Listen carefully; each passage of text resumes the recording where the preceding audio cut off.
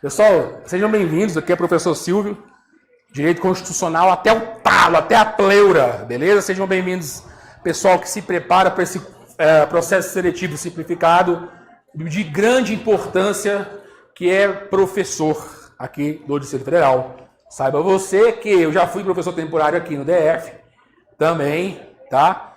Em 2009 ou 2010, eu fiz a prova, aí depois fiz o concurso de efetivo, também me tornei professor e fui professor da rede até o ano de 2017. Então nós somos professores, entendemos bem aqui da rede, embora eu esteja já há 5 anos, 4 anos aí mais ou menos, quase 5, desvinculado da rede, eu pedi exoneração para assumir outro cargo. Quer dizer que eu gosto muito da educação, a educação, digamos, básica, e sei exatamente o que é estar na cadeira se preparando para um certame de tamanha magnitude, porque há bem pouco tempo atrás eu estava no seu lugar e sei exatamente a sua aflição nesse momento e a sua necessidade de ficar bem colocado, de ser chamado na primeira chamada, de levar a porra da documentação lá na regional, que eu tô ligado como é que funciona, aquele seu exame admissional feito nas coxas, né? Eu mesmo fui na rodoviária, né? A minha mulher olhava pra minha cara, rapaz, você tá bom pra porra. Eu quase morrendo, não, você tá ótimo, vai dar aula. Pegava aquele laudo, aquele relatório e ia dar aula.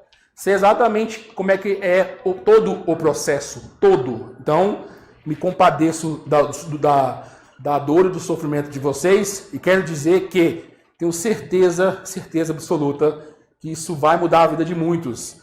Muitos de vocês já estão na rede, né? E querem permanecer, outros se ingressarem a primeira vez. Quero dizer que tem espaço para todo mundo.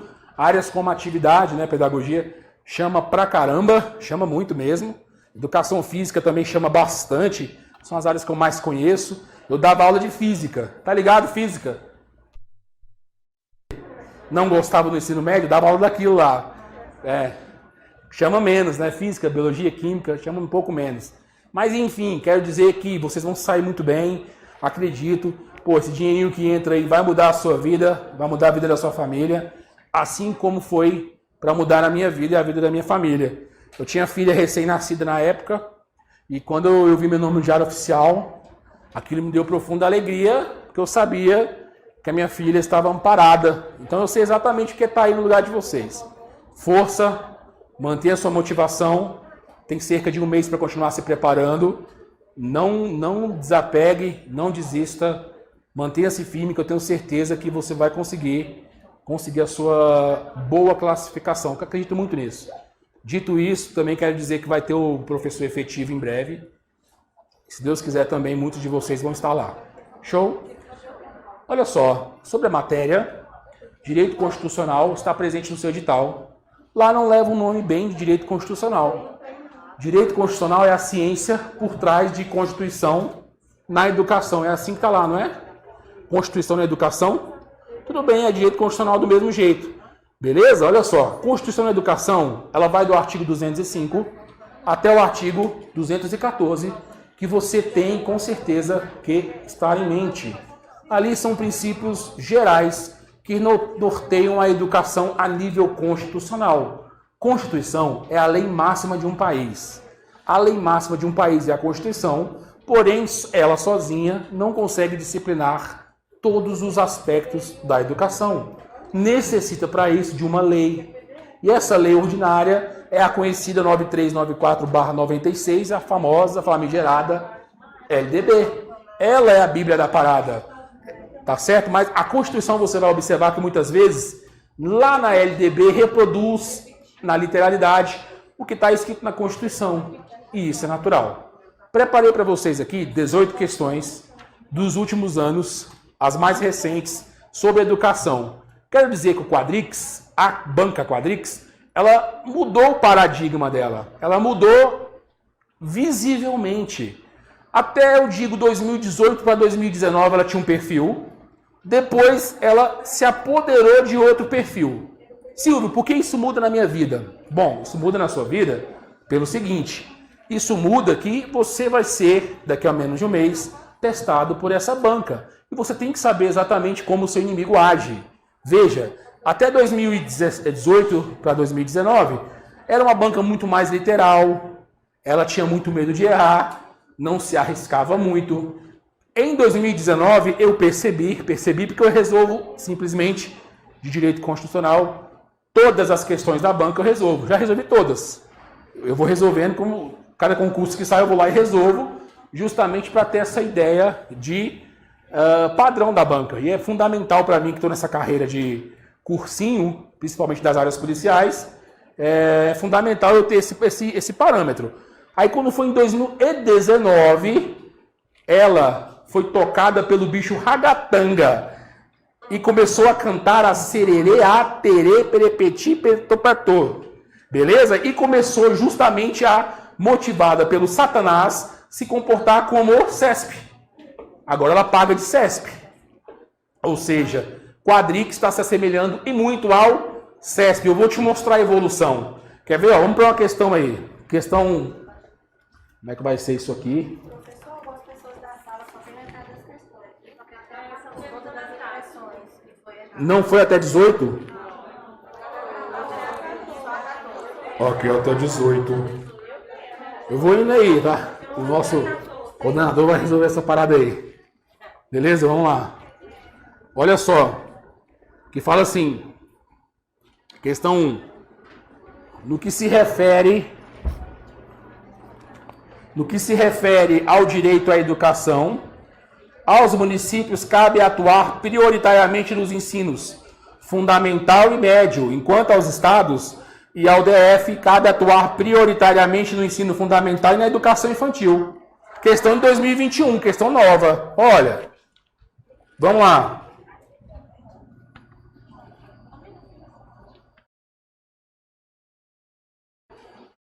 Quando se fala em educação, a União, ela tem uma missão na Terra. Qual que é a missão da União? A União, ela tem a missão de patrocinar o próprio ensino, fomentar o próprio ensino, tá? Custear o próprio ensino. Quando eu falo próprio ensino, é a própria rede dela. Beleza? Tranquilo. Também dos territórios. Beleza? Se houver um território, quem vai custear a educação é a União. Agora, a função secundária da União, a gente chama de função suplementar. Suplementar quer dizer que alguém está em dificuldade, a União vai lá e estende a mãozinha e ajuda. Quem? Ajuda tanto os estados, tanto o Distrito Federal, quanto os municípios. Esses caras aqui, ó, são chamados de entes federativos. União, Estados, DF e municípios são entes federativos, com a União, com a predominância de resolver a sua própria vida e ajudar os estados. É isso, tá certo? Essa questão tá certa ou tá errada? Quando fala em ensino, prioritariamente, o ensino fundamental tem que ser de quem? A missão? O ensino fundamental. E os estados com DF? O ensino médio, mais daquela ajuda no ensino fundamental. E isso aqui a gente chama de educação básica. Tá bom? A questão deu uma invertida aí, percebeu? Por isso que essa questão está errada.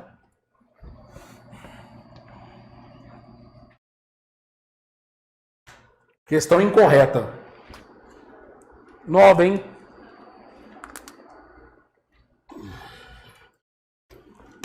Tranquilo?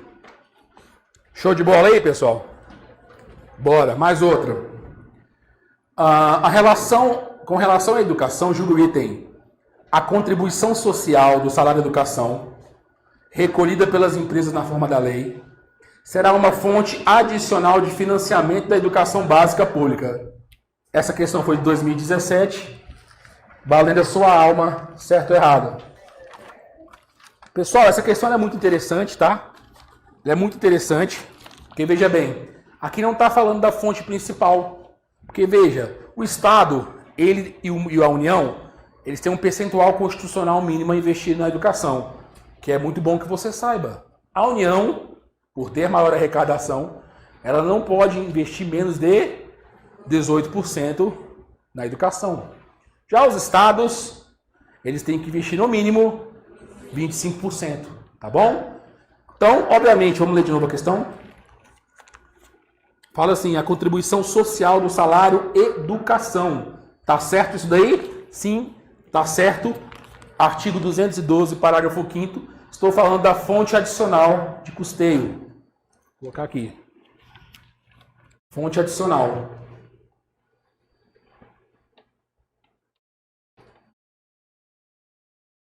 Vamos colocando aí.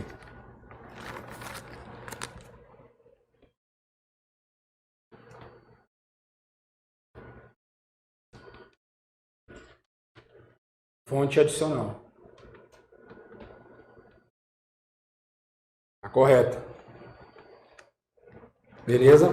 Quem quiser acompanhar, bora para mais uma.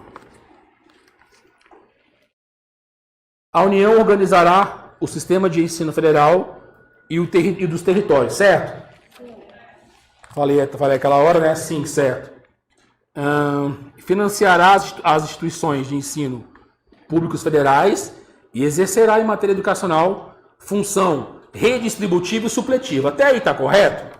Tá, e foi exatamente o que a gente falou. De forma a garantir a equalização de oportunidades educacionais e o padrão mínimo de qualidade de ensino mediante assistência técnica e financeira aos estados, ao DF e aos municípios. Questão perfeita foi o que eu acabei de narrar aqui, né? Mas veja, qual que é a ideia? O que está por trás dessa lei? É o seguinte, imagine o seguinte. O legislador, quando criou isso daí, o legislador ordinário, o cara que fez lá a Constituição, ele pensou o seguinte, a União vai ser um cara forte pra caramba, os estados também serão fortes, mas não serão tão fortes quanto a União, e os municípios serão fortes, mas não serão tão fortes quanto os estados nem quanto a União. Não há uma hierarquia entre eles. A União não manda nos estados, nem os estados mandam nos municípios, porque cada ente, ele tem a sua própria autonomia, tá certo? Porém, essa função de ajudar aquele ente em dificuldade é a função que a gente chama de distributiva, para garantir a equidade da educação. Garantir que a educação tenha níveis iguais em todos os estados da federação. Claro, isso no fabuloso mundo das leis. Na prática é meio difícil você ver isso daí. Nós temos um abismo epistemológico aí entre os entes da federação. Mas no mundo das leis é essa a ideia, é isso que está por detrás. Beleza? Então essa questão está o quê? Correta. Questão 3 está correta.